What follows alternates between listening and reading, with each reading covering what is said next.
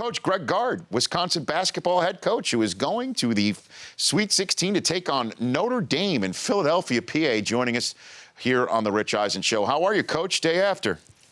I'm doing good, Rich. How are you guys doing? I am doing fine. So what was that moment in the huddle like, where clearly you had a kid who wanted the ball and thought it was going to go in before he even shot it? Walk me through it, please. Yeah, we had two options on it as we circled in that lane area. We had Nigel Hayes dive into the rim, and the first option was going to be if he was one-on-one, throw it to him, and if not, Bronson was coming to that corner area, and he was going to likely be the second option. We had some safety valves on the backside, but those were options one and 1A, and obviously it always makes it look good when the ball goes in, but guys did a great job of executing, and obviously the play before that, Showalter's charge that he got on Sumner was huge, and that might have been as big a play as the three. Obviously, it's not getting near the chatter today, but that was a huge defensive play for us, and obviously with Bronson being able to knock down the shot was huge. Yeah, I mean, just the fact that you were able to have an attempt at the buzzer. It didn't seem like you were going to be so fortunate with Xavier having the ball, but as you point out, there was a great defensive play that allowed you that opportunity. Was there any thought of you just not calling a timeout and letting it play out in transition? Yeah, there was. In fact, I was initially going to do that, and then Nigel came running over to me and said, "Coach, you want to advance it? Let's try to advance it first and then take one." And I said, "All right, let's bring it." And so that's what the plan was, and obviously they got it across half court, and Nigel ran right with the official, and as soon as we got in position, called the timeout, and we went from there. Yeah, I know. I mean, a lot of talk about Wisconsin is who's not there. And we saw, because the reason for that is because of the kids who have gone on to the next level. Did you see the video of Kaminsky at home watching it? I did. Yeah. Typical Frank. That's typical Frank reaction right there. Frank the Tank. I mean, he went down to the ground. I mean, that was pretty sweet. But the fact that you rely on the kids who do have some experience right here, Nigel Hayes, Koenig, two juniors right now, what leads you to want to do that, Coach? Well, I think those are two. Obviously, this is the first time ever, Rich, that we have not had a senior starter nor a senior in the rotation in 15 years of being here. And, we've had the struggles early were in large part due to, obviously, the five guys that left last year's team, the four seniors and Sam Decker leaving early, who's now with the Rockets. But we just had some growing up to do. We had some maturing to do. We weren't ready. We weren't far enough along in the process to be able to win at a consistent level against really good teams. And hence we started the league play 1-4. We were 9-9 at one point, and then ended up going on a string of, I think we won 13 of 16 now, or 12 of 15, something like that. But it just took a while for everything to mature. And it started in the locker room. I think our chemistry got better. It wasn't bad, but it wasn't as good as it needed to be for us to be able to translate that to the floor. And we've had some maturity take place, some leadership develop, and obviously that's transcended to playing better on the floor. Well, obviously an unexpected retirement, at least from those outside the program, of Bo Ryan on December 15th. That had to also add quite a bit of uncertainty, even though you've been around the program for quite some time. What has that process been like for you and the kids? It's really been a very smooth transition. I mean, the people I have around me and our players have been phenomenal in making this as, I don't have anything really to compare it to, but it's been as seamless as humanly possible. It's been very natural. I think everybody knew Bo was going to retire at some point. Nobody knew exactly when.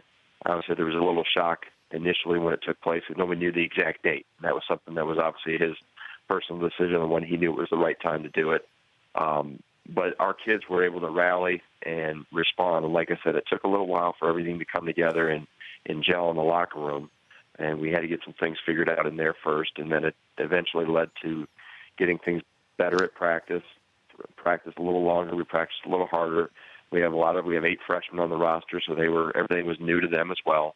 And then they have a new head coach on top of it. So it just took us a little while for everything to come together. But our guys have done a tremendous job of really rallying around each other and sticking together, and that's why we're still playing. If they fragmented back in late December, early January, when the boat was rocking pretty rough, there's no way we'd be still playing right now. But they didn't allow that to happen. They kept pushing forward, and like I said, we've got more games to play, hopefully. Gard, Wisconsin head coach, joining me here on the Rich Eisen Show. So you had no idea when Bo Ryan sat you down what was going to come out of his mouth to say he's out? No, I knew it was coming. I knew it was coming at some point in time. He'd been lamenting that for years on when do I retire, when is the right time. Mm-hmm. You talk to other coaches about it, and some had warned him, don't retire too soon, you'll regret it. Others reiterated, hey, if you want to get out, now is the time to get out. There's so many manuals and instructional and advice on how to get into the profession, but there's very little advice or any how-to on how to get out when it's your own choice and on your own accord. So I know that was something Bo talked to me about for probably 5 or 6 years. Like, hey, I'm going to retire. I'm not going to do this forever. It's going to come here pretty soon. Hopefully we'll have a chance at this job, and that was part of the reason why I stayed over the years was, there was a hope that this could possibly happen. It was never guaranteed. We had to go through a process here at the university, but I knew it was something that was weighing on his mind. And then at the point, I think after the last 2 years, it really kind of set in, like, I really can't do this and give this the time and the energy that it needs and that it deserves and it demands. So, like I said, everybody knew it was a matter of when, not a matter of if, it's just a matter of when. And in terms of distractions, while we're on the subject, where in a list of distractions does looking over your shoulder at some point and seeing Bill Murray root against you, how does that rank in terms of a distraction for you, Coach? I really didn't realize that he was there until after the game. I didn't. I forgot that his kid was an assistant coach. So, I go back. I remember Caddyshack. I'm old enough just to remember watching that when I was in college. So, yeah, I'm sure he didn't pull out any of that, his little line of "it's in the hole" and he gets 3. I'm sure that didn't come out of his mouth. But no, I really didn't. I'm partway through the game film right now. Okay. I haven't gotten all the way through. I've seen a few shots of him in the crowd, but the shot of him after Koenig's shot did go in it's classic.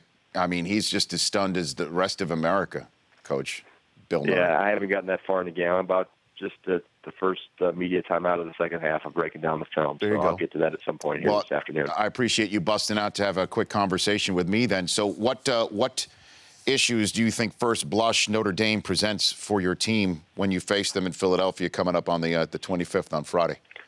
Well, they're obviously well coached. Mike's done a tremendous job there. It seems like every time nobody talks about Notre Dame in the tournament, but yet they're still standing a lot of times by the second weekend. And he's done a great job there over the years of building that program. And I haven't dove really too much into him. I watched a little bit of the game yesterday with Stephen F. Austin. They caught the end of it right before our game, or we left before our game. So we know we'll have to play extremely well. There's only 16 of us left, and they're all extremely good teams, and you have to play well. We'll have to keep doing what we've been doing and hopefully get the ball to go in a little bit more yet, continue to improve defensively.